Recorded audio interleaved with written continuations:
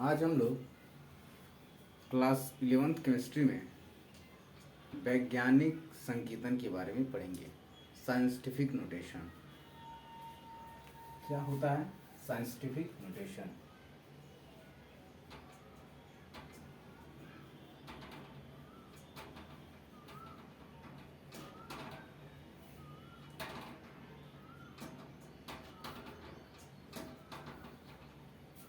आप कई बार जब डेटा का कैलकुलेशन करते हैं, जब आंकड़ों के बारे में आप जानकारियाँ इकट्ठा करते हैं, तो वो जानकारियाँ कई बार आपको करोड़ों में, अरबों में प्राप्त हो जाती हैं।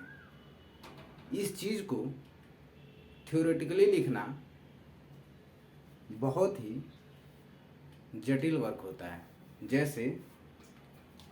जैसे मान लीजिए आपको हम कहें आप 10 लाख लिखिए, आप क्या करेंगे?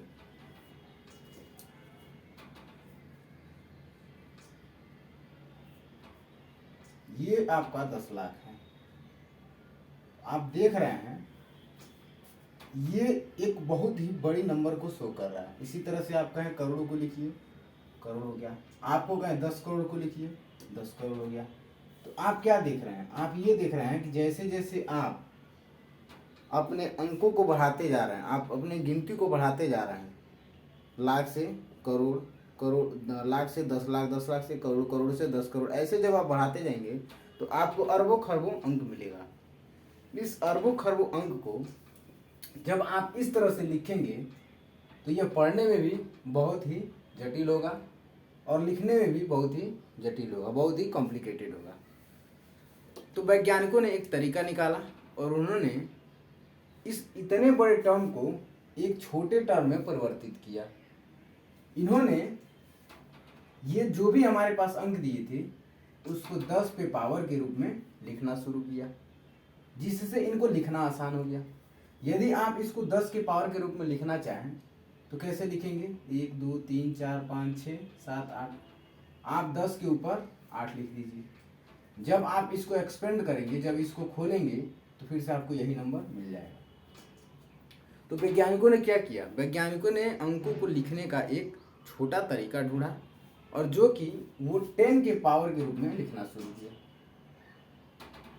वैज्ञानिकों ने एक दूसरा काम भी किया। जो हमारे पास दशमलव की संख्याएं थी, दशमलव की संख्याओं को जैसे मान लीजिए हम कहें 0.592, तो इस प्रकार की संख्याओं को उन्होंने भी 1 से और 10 के बीच में लिखना शुरू किया। ये पढ़ने में आसान होता था। जैसे यदि आपको कोई बोले 0.592 तो आप थोड़ा कंफ्यूज हो सकते हैं, लेकिन जब इसको आप वैज्ञानिक पद्धति में लिख देंगे, जब ये दशमलव जो अंकों के पहले लगा है, यदि इस दशमलव को आप 1 से और 10 के बीच के अंकों के बाद लगाएं, जैसे ये हमारे 0.592 है, यदि आप इसको दशमलव हटाना चाहते हैं यहाँ से तो करेंगे क्या? 1000 से आप भाग देंगे, 1000 से भाग देने के बाद ये दशमलव हट जाएगा। कुछ इस प्रकार से लिखेंगे। लेकिन वैज्ञानिकों ने इसके पहले अंक को, सिर्फ पहले अंक को 1 से 10 के बीच में लिखना स्टार्ट किया। तो जब आप सिर्फ और सिर्फ इसके पहले अंक को 1 से 10 के बीच में लिखना चाहते हैं तो करेंगे क्या?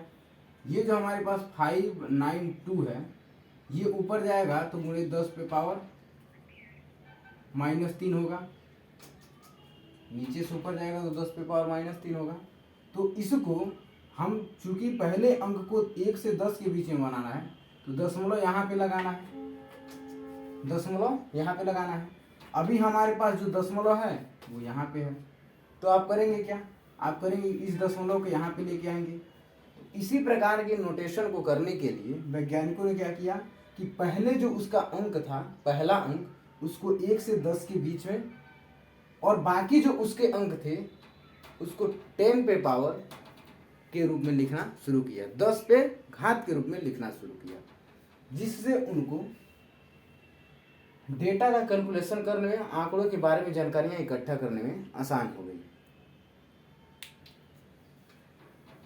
तो इसमें हम समझते हैं कि जब आप दशमलव के बाईं तरफ जाते हैं या दशमलव के दाईं तरफ जाते हैं तो किस प्रकार से आंकड़ों को लिखा जाता है। तो वैज्ञानिकों ने जो पहला काम किया था वो क्या किया था कि अंकों को दशमलव के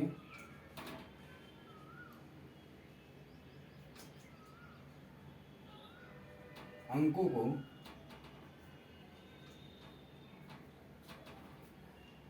एक से 10 के बीच में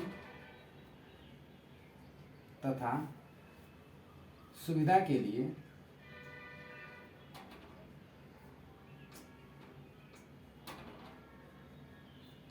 10 पे पावर n के रूप में लिखना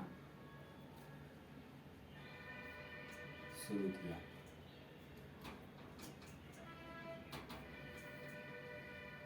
पहले हम समझते हैं कि 1 से 10 के बीच में क्या होता है और उसके बाद समझते हैं कि 10 पे पावर n के रूप में कैसे लिखा जाता है।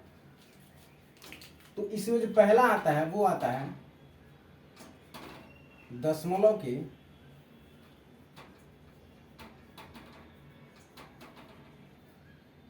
बाएं तरफ, दशमलव के बाईं तरफ जाने पर। और दूसरा क्या आता है, दूसरा आता है दशमलव के दाईं तरफ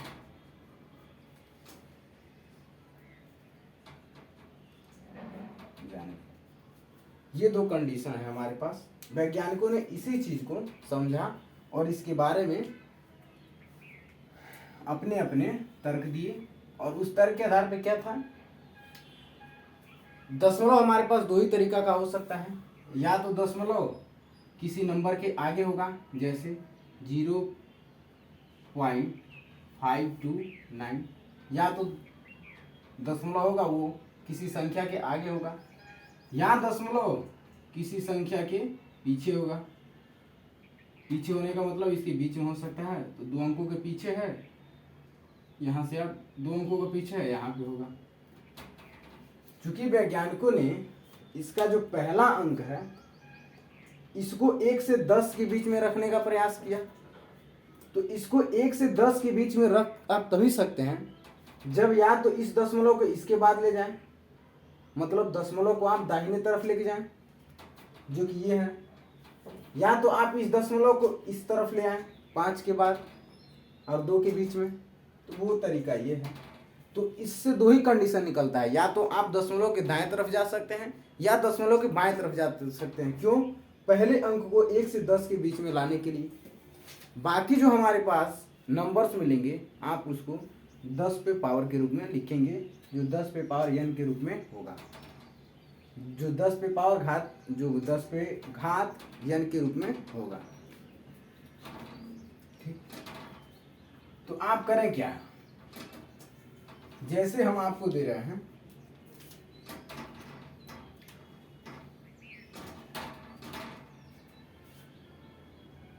0.0253, आप इसको क्या करेंगे, आप इसका यही करेंगे। पहले इसको हम लिख लेते हैं, उसके बाद हम इसको समझाते हैं। दशमलव की बाईं तरफ जाने पर किसी भी संख्या में दशमलव के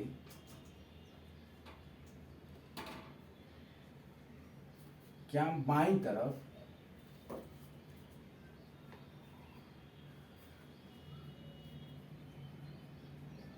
जाने पर, किसी भी संख्या में दशमलव के बाईं तरफ जाने पर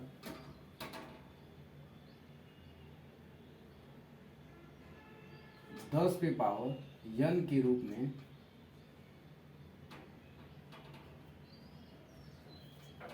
दस पे पावर n मतलब पॉजिटिव, यहाँ पे जो 10 पे पावर n है ये पॉजिटिव के रूप में लिखा जाता है।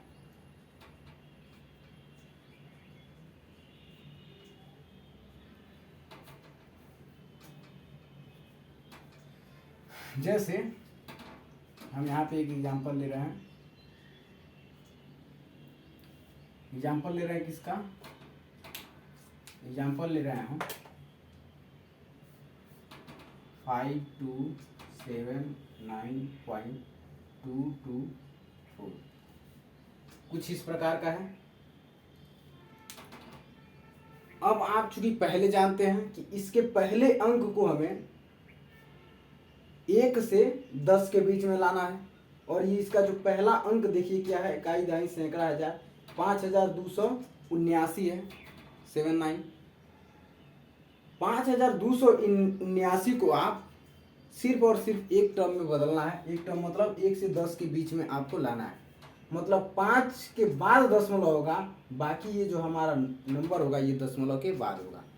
तो आप दशमलव को ला कहाँ रहे हैं, दशमलव को आप बाईं की तरफ ला रहे हैं, ये नंबर्स के बाईं तरफ ला रहे हैं। और जब आप दशमलव को बाईं तरफ लाते हैं तो आप 10 पे पावर के n के रूप में लिखते हैं। n क्या है, n यह बताता है कि आप इस नंबर को कितना अंक आगे या पीछे लेके जा रहे हैं। जब आप इस नंबर्स को आगे लेके जाएंगे मतलब बाईं तरफ लेके जाएंगे, ये पॉजिटिव होगा। तो देखिए क्या होगा इसका, ये हो जाएगा हमारा, ये एक कदम आप इसको, इस दशमलव का आप एक कदम यहाँ पे लेके आए, फिर यहाँ पे लेके आए 2 होगा, और यहाँ पे लेके आए तो 3 होगा। तो ये होगा क्या, 5.279224 इंटू 10 पे पावर कितना अंक आगे लेके आए हैं, 3। तो ये कितना होगा, 3। अब देखिए आप इसको वैज्ञानिक पद्धति में लिख ली।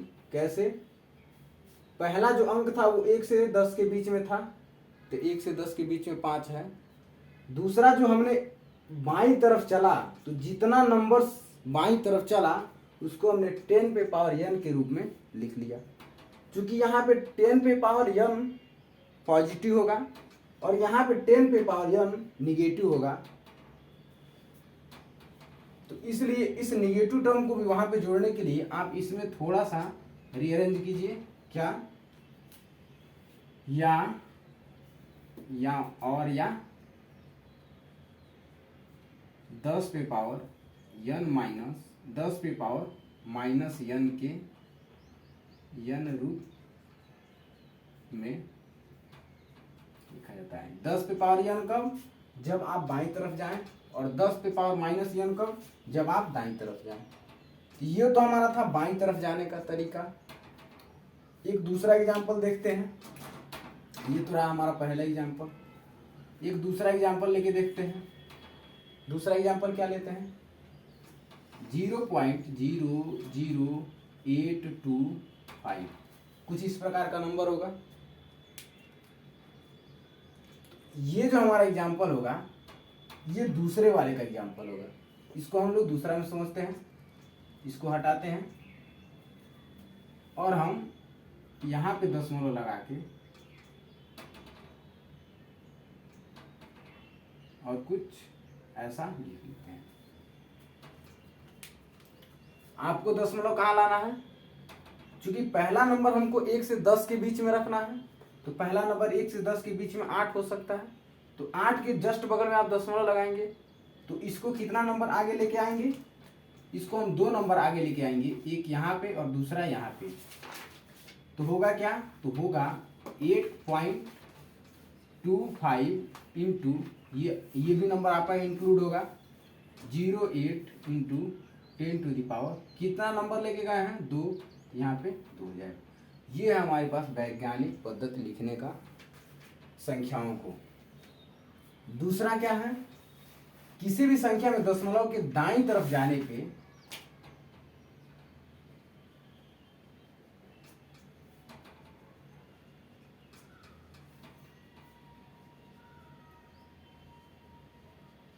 किसी भी संख्या में दशमलव के दाईं तरफ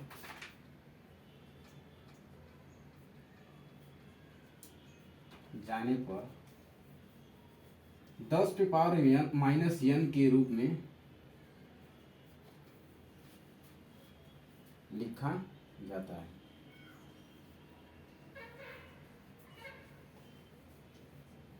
कैसे? जैसे हम एक इसका एग्जांपल ले रहे हैं,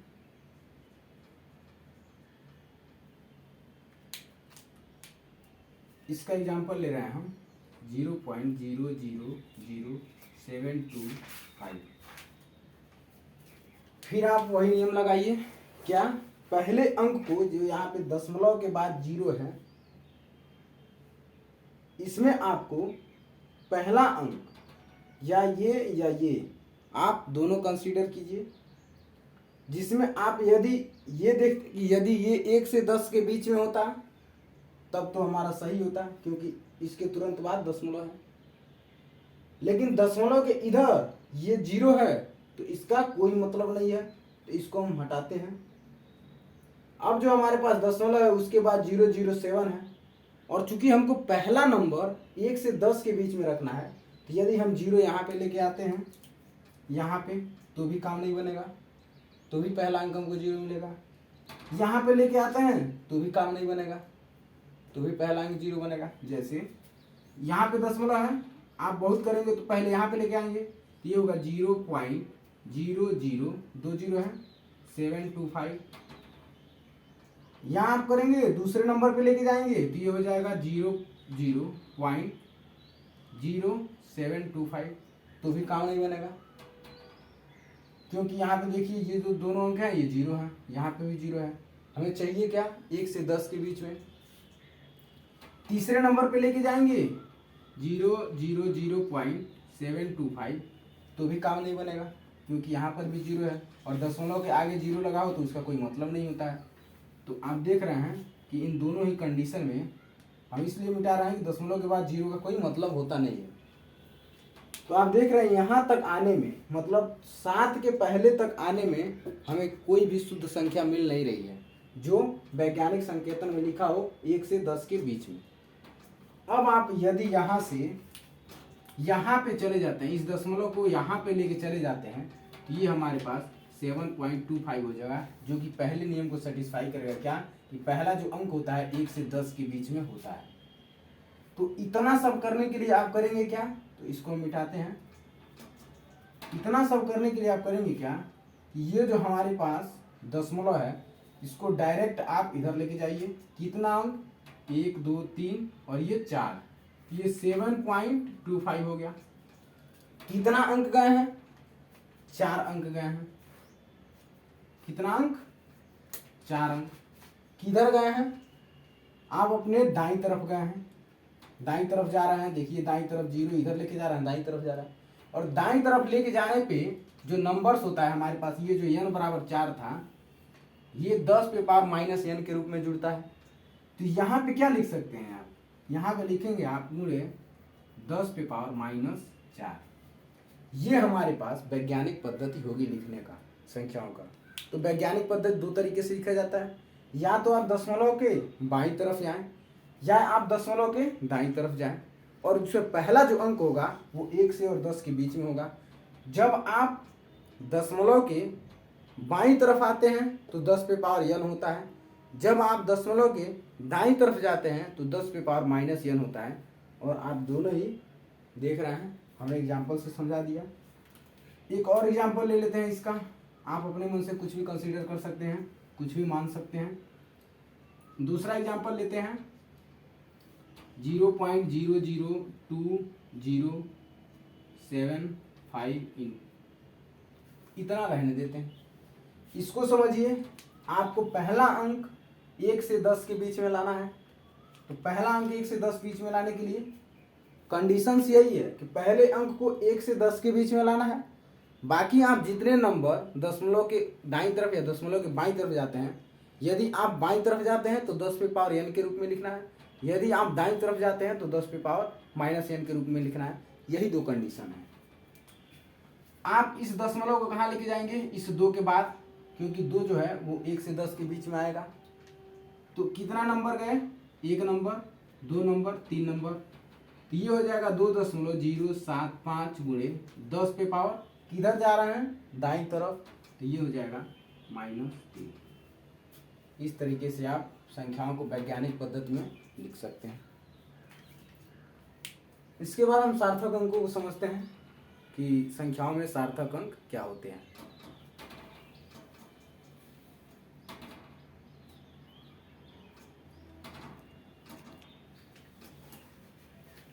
अब हम लोग सार्थक अंक को समझ लेते हैं। ये भी एक टॉपिक है।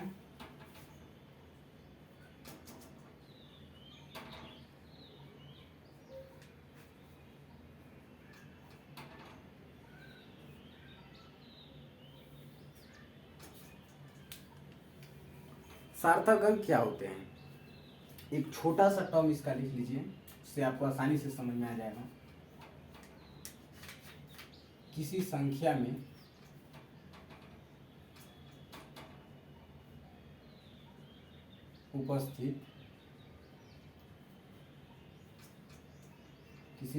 उपस्थित सभी अंक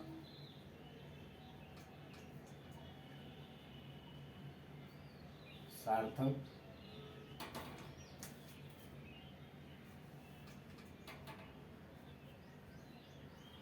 कहलाते हैं। बस इतना आप याद रख लीजिए। यहाँ पे आप दो चीज समझ लीजिए। पहले एक संख्या और दूसरा अंक। यदि हम 28 लिखें तो 28 एक संख्या होगी और इसमें जो 2 होगा ये एक अंक है, जो इकाई दहाई का अंक है। किसका? दहाई का अंक है। और ये जो 8 होगा ये एक अलग अंक है, जो इकाई का अंक है। आप 100 ले लीजिए तो 100 में ये 3 अंक है, 1 2 3 अंक है, जिसमें ये इकाई का अंक है, ये दहाई का अंक है, ये सैकड़ा का अंक है। और ये जब तीनों एक मिल जाएगा तो ये हो जाएगा एक संख्या, और ये संख्या क्या होगी? 100 होगी। तो हम कह रहे हैं किसी संख्या में, मान लीजिए आप ये संख्या ले रहे हैं, तो इस संख्या में उपस्थित जितने भी अंक होंगे वो एक सार्थक अंक कहलाते हैं। अंक कब सार्थक होते हैं और कब नहीं होते हैं, अब हम इसकी चर्चा करते हैं।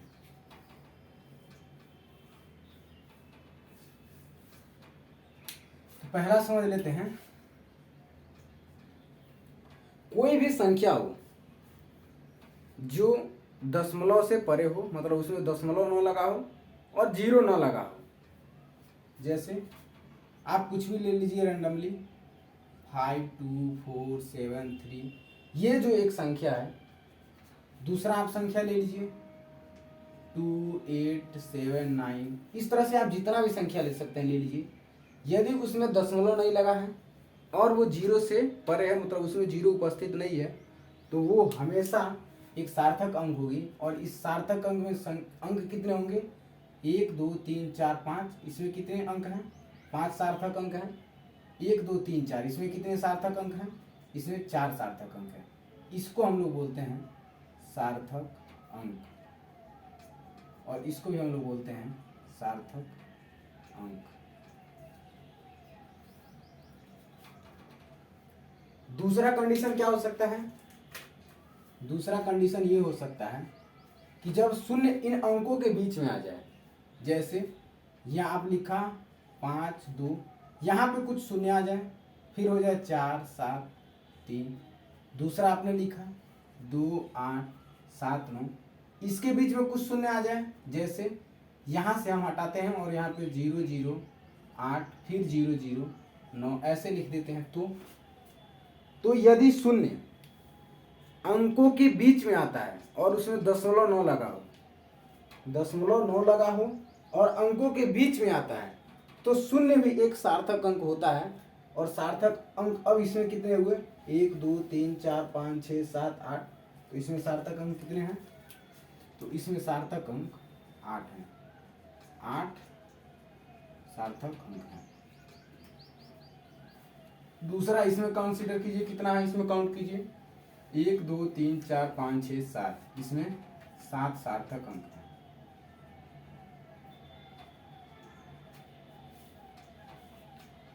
तीसरा क्या हो सकता है? तीसरा आप देखिए, यदि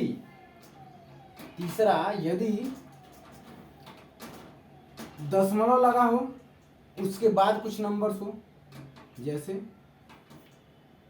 000825। दूसरा आप कोई कंसीडर कर सकते हैं 0.00252। इसमें यदि दशमलव के बाद कुछ अंक, दशमलव के बाद कुछ शून्य हो, यहाँ पे भी दशमलव के बाद कुछ शून्य हो और उसके बाद अंक हो, तो अंक से पहले जितने भी शून्य होते हैं वो सार्थक अंक नहीं होते हैं। अंक से पहले यदि दशमलव के बाद शून्य शून्य लगा के कुछ अंक लिखा गया हो, यहाँ पे 0.00 कुछ लिखा गया हो, तो ये जितने भी अंक होंगे शून्य वाले, इस अंक से पहले जो प्योर अंक आपके पास है 2 4 5 जो गिनती के अंक है, इससे पहले जो भी अंक होंगे शून्य के वो सार्थक अंक नहीं होंगे। तो इसमें सार्थक अंकों की संख्या सिर्फ और सिर्फ 3 होगी।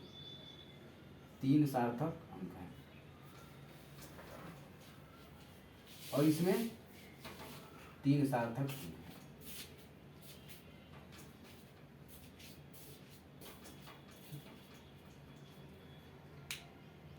यहीं पे एक और कंडीशन हो जाए, क्या एक अलग ही कंडीशन हो जाए, यदि 2 हो उसके बाद दशमलव हो और उसके बाद 0 हो और उसके बाद कोई नंबर हो, यदि 5 हो उसके बाद 2 हो उसके बाद दशमलव हो उसके बाद 00200 हो, तो इसमें कितने सार्थक अंक होंगे? क्योंकि ये दशमलव के बाद आ रहे हैं और उसके अंत में एक नंबर है, तो इसके बीच में जो भी शून्य होगा वो भी एक सार्थक अंक होगा। इसलिए यहाँ पे सार्थक अंकों की संख्या कितनी होगी? तो आप काउंट कीजिए, 1 2 सॉरी शून्य नहीं होगा, 1 2 3 4 5। तो इसमें जो सार्थक अंकों की संख्या होगी वो कितनी होगी? इसमें सार्थक अंकों की संख्या 5 होगी। दशमलव से पहले देख रहे हैं आप एक अंक है, यदि दशमलव से पहले कोई अंक नहीं होता तो ये वाला कंडीशन बनता और इस कंडीशन में शून्य को काउंट नहीं किया जाता है। लेकिन यहाँ पे दशमलव से पहले एक अंक 2 है, इसलिए यहाँ पे काउंट किया जाएगा इसकी बीच वाले टर्म को, जो कि कुछ इस टाइप का है, लेकिन यहाँ पे दशमलव लगा है, इसलिए इसमें सार्थक अंकों की संख्या 5 होगी।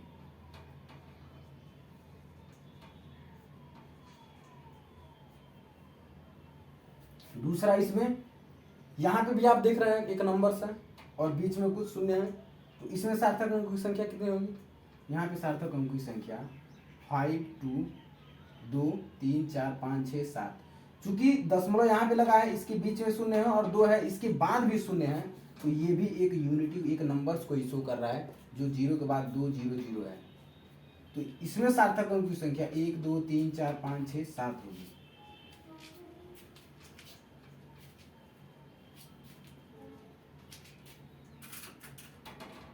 यहाँ पे 7 सार्थक अंक होंगे। दूसरा, आप एक कंडीशन लीजिए, क्या यदि ये कहा जाए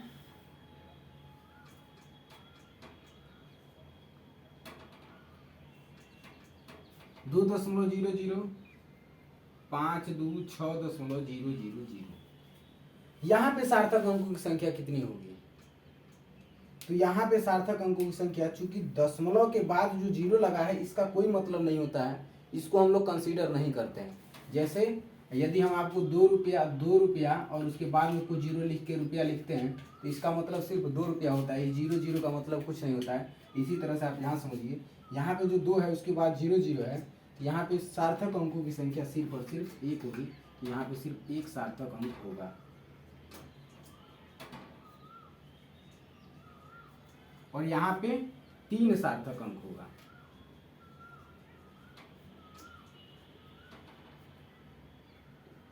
ठीक, दूसरा एक हम कंडीशन लेते हैं, कुछ इस प्रकार के हमको नंबर दिए हों, ये छठा, कुछ इस प्रकार के नंबर दिए हों, कैसा? जैसे ऐसे आप 0 रैंडमली बढ़ाते जाइए, तो क्या ये सार्थक अंक होंगे?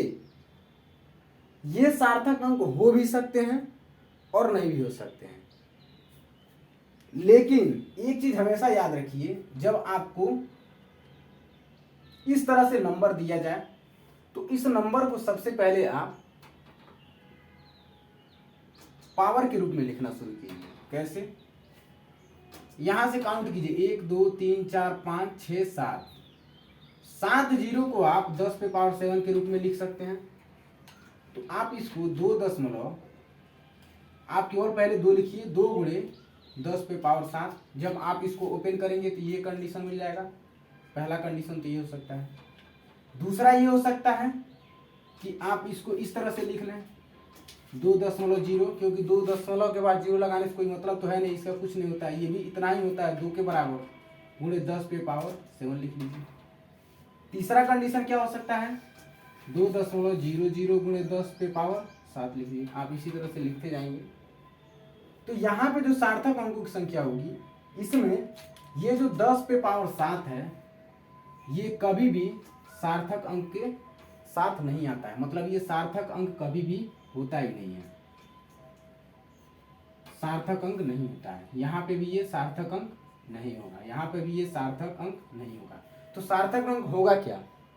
लेकिन ये जो नंबर है, इसके बीच में जीरो है, इसके बीच में जीरो है, उसके बाद गुणा के रूप में कुछ नंबर दिया है। तो ये जो हमारे पास नंबर्स होंगे, ये सार्थक अंक के रूप में आते हैं। तो यहाँ पे जो सार्थक अंक होगा वो सिर्फ 1 होगा। यहाँ पे सार्थक अंक 2 होगा, 2.0। यहाँ पे सार्थक अंक 3 होगा। ये हमारे पास सार्थक अंक होते हैं। ये भी हमारे पास सार्थक अंक है, ये भी हमारे पास सार्थक अंक है।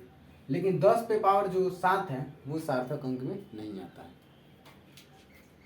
तो आप सार्थक अंक के बारे में समझ गए होंगे। इसको इंग्लिश में बोलते हैं सिग्निफिकेंट फिगर। इसको इंग्लिश में क्या कहते हैं? Significant figure. Significant figure. ठीक, उम्मीद करते हैं आप इसको समझ गए होंगे। इसके बाद हम लोग रासायनिक संयोग के नियम के बारे में समझेंगे। वहाँ पे सरल अनुपात का नियम क्या होता है, गुणित अनुपात का नियम क्या होता है, द्रव्यमान संरक्षण का नियम क्या होता है। ये जो अभी टॉपिक्स हैं उसको हम अगले वीडियो में समझेंगे। ये हमारे पास मुख्य इम्पोर्टेंट था, जो कि कई बार परीक्षाओं में भी पूछता है, तो आप इसको पढ़ लीजिएगा।